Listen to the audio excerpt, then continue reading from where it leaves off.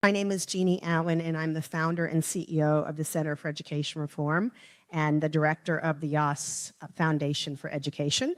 The Yass Foundation for Education is actually home to the Yass Prize for Sustainable, Transformational, Outstanding, and Permissionless Education. I just want to mark your calendars right now for 1:15 today, where you'll hear from its founder, Janine Yass, a longtime colleague, John Hage, moderated by Michael Moe. And so first I want to welcome you also again this morning to this auditorium. We have worked on and off with Michael Moe and the GSV family for, it seems like 100 years, probably 25 years. And what excited me most about partnering with Michael and his various ventures over the years that he's trying to put together through this inaugural summit is the idea of bringing people from various backgrounds, eclectic backgrounds, crossing and integrating all the different issues into one.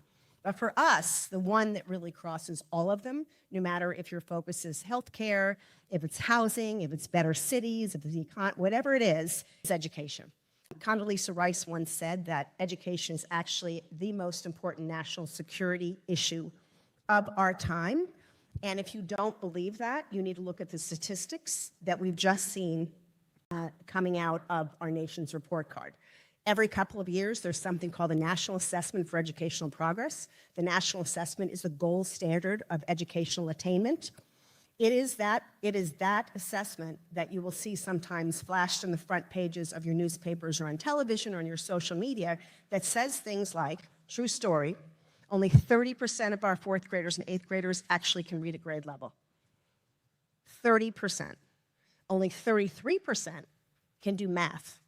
Appropriate math that actually could prepare them not only for high school and college, but for life.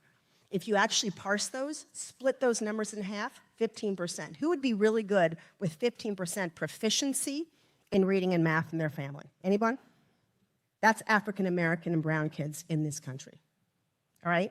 1 month ago, history and civics, talking about national security, history and civics, at a time when our country has never seen more divided, 7% of students can do history in a proficient manner, 13% to 14% civics.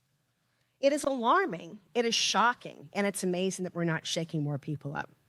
So for groups like this to come together, whatever your background is, and to be able to talk about these issues is critical. At the Center for Education Reform, for almost 30 years now, we have helped build the policies and programs around the country that would give parents and teachers and administrators and business people the opportunity to take back their own education.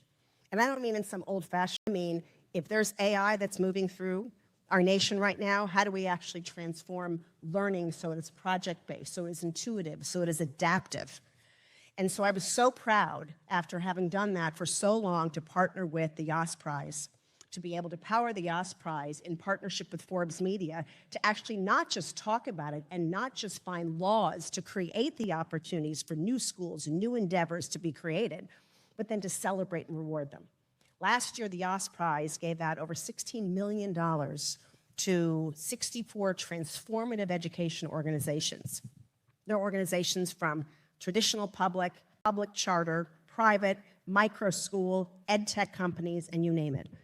And what we found is we pulled those people together that got everything from the $1 million Yass Prize to smaller slices of the pie, was that what they really wanted is they actually wanted to be in communities of people who were talking and debating and bringing together and implementing and executing on the best practices. You know you have great educators and leaders in a room when they look at each other and they go, I want that for me. Wait, can you come to Minnesota? Can you come to Florida? Can we work on this together?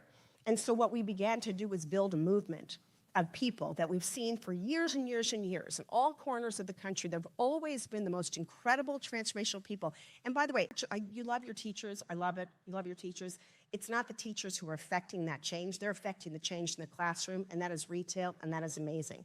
But what those teachers need more than ever are champions of people who actually try to dedicate themselves to changing the environment so every educator, every school leader, every innovator has the space, the freedom, and the flexibility to achieve brilliance and to achieve greatness.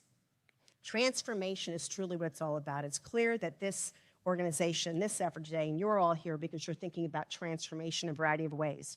But I'd argue with you at the risk of angering you, that if you don't walk away from today and tomorrow and every day when you encounter a person, that you have to be doing something dramatic about education, you're not doing enough.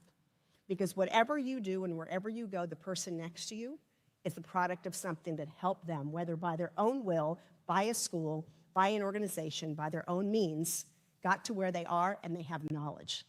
And when we are not ensuring that 100% of our students across the country from pre-K to 20 are getting that knowledge, we have a serious problem. So today I'm really happy that you're going to hear from a couple of incredible people at this session, at the later session, that are developing and addressing various challenges to help that social impact. I'd argue, as we all do, and I hope everyone's super proud of what they do, that we are doing one of the most transformative things in education, thanks to Jeanne and Jeff Yass, who founded the Yass Prize.